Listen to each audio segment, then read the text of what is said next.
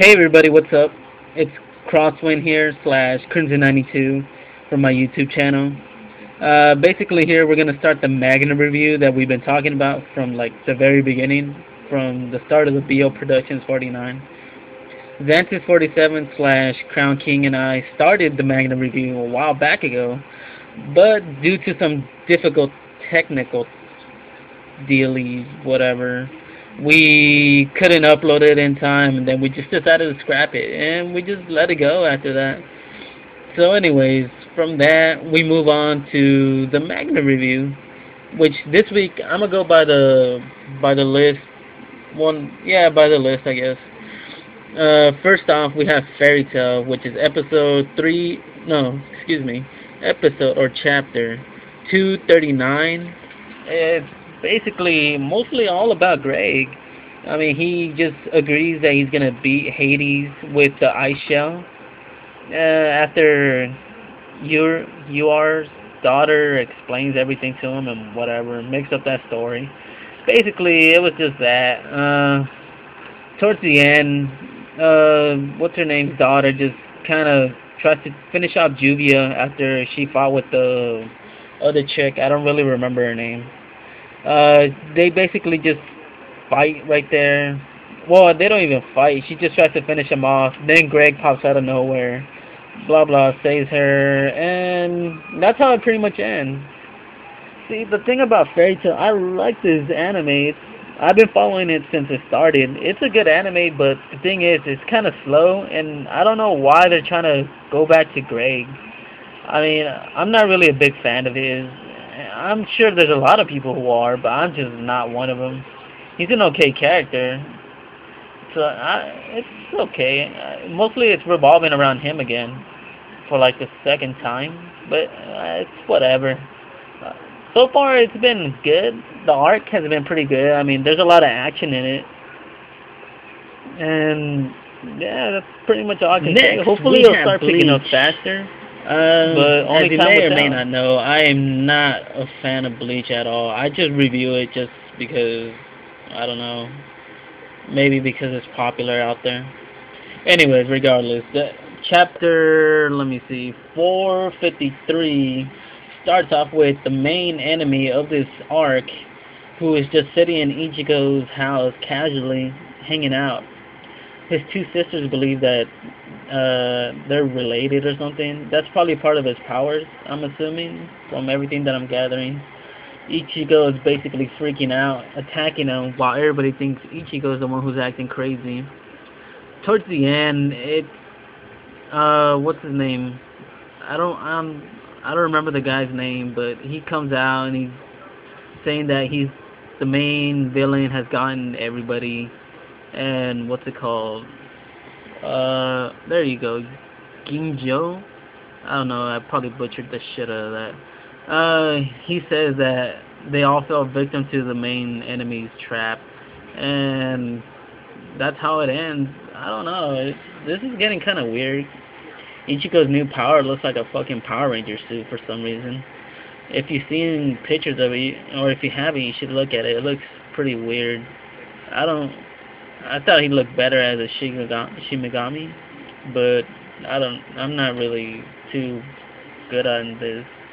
I mean, I haven't watched Bleach episodes since the first arc where he saves Rukia. So after he saved Rukia or whatever, I stopped watching this. I just got back into it, I guess, as the new arc started, or when he defeated Aizen, I started watching it. And it's been okay. It hasn't been the best, but it's whatever. I honestly don't like it too much. So yeah, hopefully it gets better. I guess I don't know how good this show actually gets. If you have any insight on how Next, good this we show have has been, please Naruto let me know. episode or chapter 544, which basically is the face-off between the two leaders of the, or the generals, or whatever the fuck they want to be called nowadays, formerly known as the Hokage and the other, I can't pronounce the other one. Anyways, they're there to stop Naruto and Killer Bee from joining the war, knowing that they're probably not going to even do anything in the end. Anyways, it's basically just the whole talking about Naruto's parents and believing that the fourth Hokage did the right decision and giving him the power or whatever. It was nothing special, honestly. Towards the end, it shows that they actually let Naruto go through, whatever. And what's his name? Mandra. He has an army waiting out there for Naruto and Killer Bee. If Killer Bee goes, 'cause I didn't see him leave. Anyways, he leaves. Blah blah blah. He has an army right there, and this show's been really going downhill for me. One thing that I actually did notice was the army that Mandra has. They both have the shotgun and the Renegai, which was pretty interesting. I didn't really notice that till I saw the second time around. Um, I'm not sure what kind of powers they actually have, but hopefully it'll be something interesting. Honestly, what really got me into mangas and reading was Naruto. Naruto was like the very first anime I ever read. I liked it back when they were like smaller kids, but since they grown up or whatever, it's been good, but it hasn't been as good. Cause I kind of missed like Rock Lee versus Gara and what's his name, the Bone guy. I can't remember his name. Kimamaru. There you go. Versus Gara and Rock Lee. I don't know. I just those fights were like the best to me, but now it just seems so like Naruto's overpowered. Sasuke's like overpowered as well. It just focuses on them two instead of like more characters. Though I guess I don't know. It's just my opinion. I guess if you have different opinions, then go ahead and share them. I would really like to hear them because I think this show's kind of going downhill.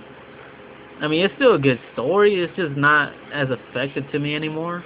Maybe because Naruto's like actually not a failure as much. But it's just me.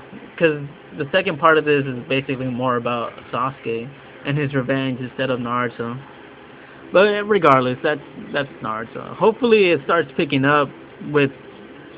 Well, I really hope they show Sasuke. They haven't shown Sasuke in quite a while. Maybe he'll join in or something. I've been waiting for that Naruto versus Sasuke part 2 for a while now too.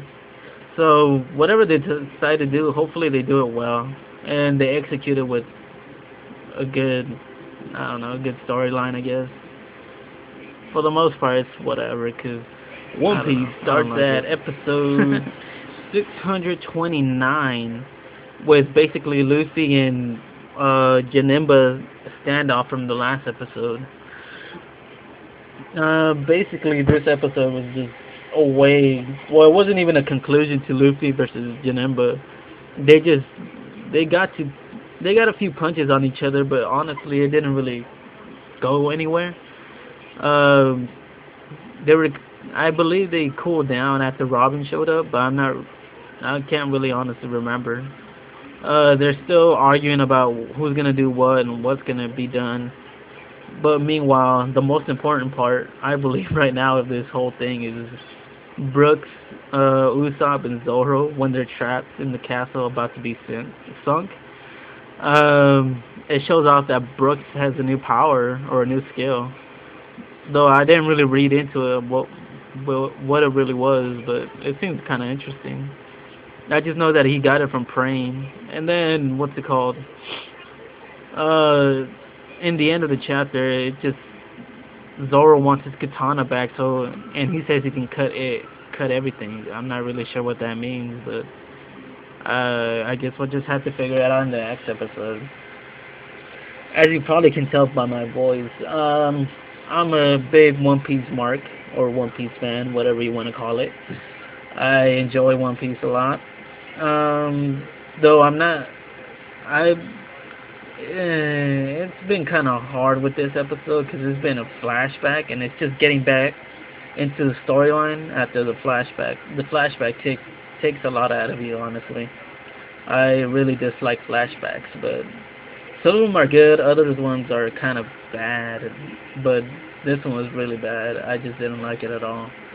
Anyways, hopefully it starts picking up fast, because One Piece, one thing that it has is one of the best fights, in my opinion. I really enjoy their fighting style. I'm not really sure why, but I just do. I'm also kind of curious of what they have learned over the 2 years and what they can actually do now. I know Luffy has like the hockey or whatever, and Zoro, I don't know if he actually trained with Mihawk or not, but if he did, I want to see like what he actually can do now. I mean, Hawkeye's really has never really been in a actual good fight other than Zoro, but that wasn't even a fight, honestly. It was just a slaughter. But I know Usopp has upgraded. He's man.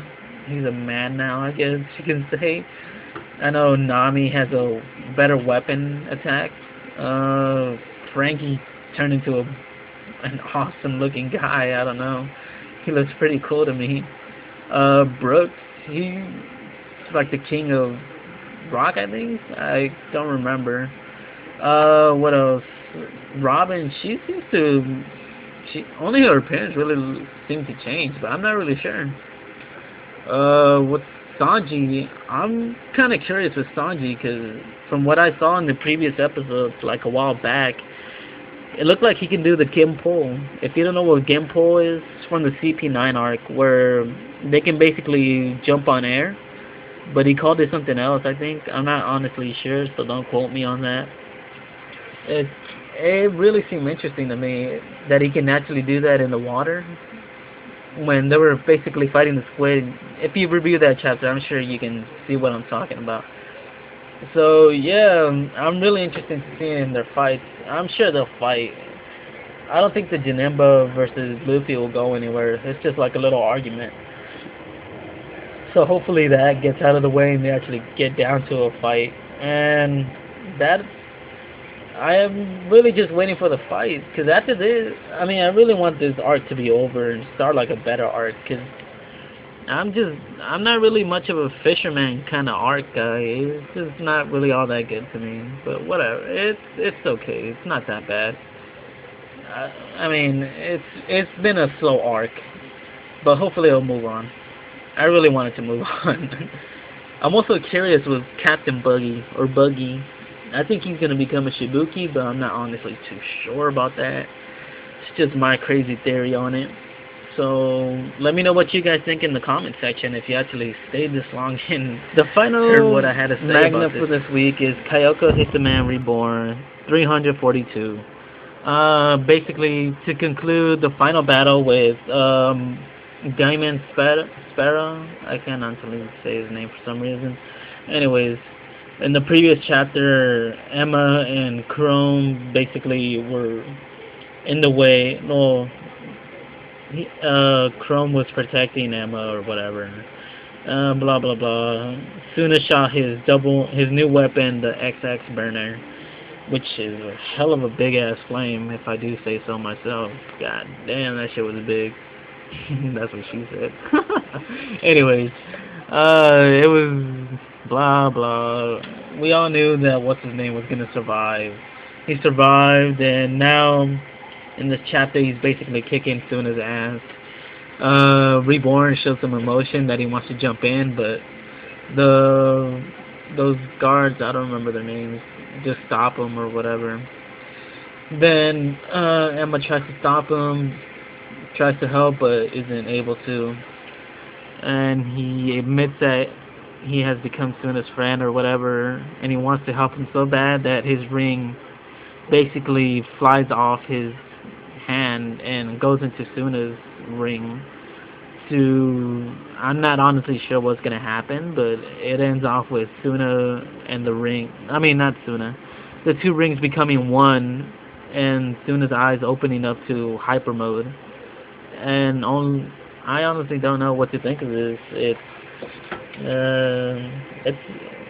It's unique, I guess. Two rings combining into one. Basically, I believe it's something that has to do in the past with the Mongolias and the Shimons. Don't know what's gonna come out of it. Maybe he'll get some new gear. Maybe he'll just get a power up. Who knows? But this arc has been.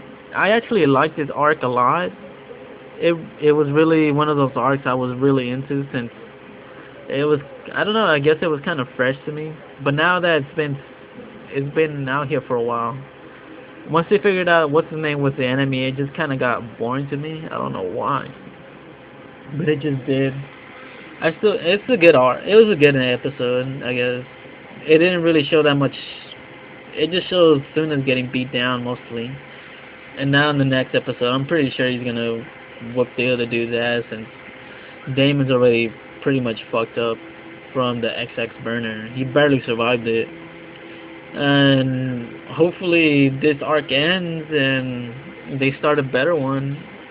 I mean, I'm sure the Sherman family is gonna be around for a while. They're just gonna stick around now, I'm sure. Or if not, they'll help in the back, like the Vera or whatever. I'm a big fan of this. I hope it gets better. I'm pretty sure it will. I'm kind of disappointed in Gokuden's power. Gokuden happens to be my favorite character in this series, but it was kind of disappointing how, I don't know, I just thought the CIA system would come back, but it just went back to its roots where it was dynamite, which is okay too, but I don't know, I really thought the CIA system would get powered up or something, but hey, we can't win them all, I guess. So hopefully you enjoyed this review. Please let us know what you think. How can we improve this and whatever. Of course, like the video, favorite it, comment it. Comments is something we really would like a lot. Comments, please. I don't care if they're negative or positive. Just comment the damn thing to show that there's actually someone out there watching and it's not for nothing. And if you do, it just encourages us to make more videos and faster ones or whatever. Hopefully we can get more Magna reviews out to you guys. And until then, peace out. I'm Crosswind. Later.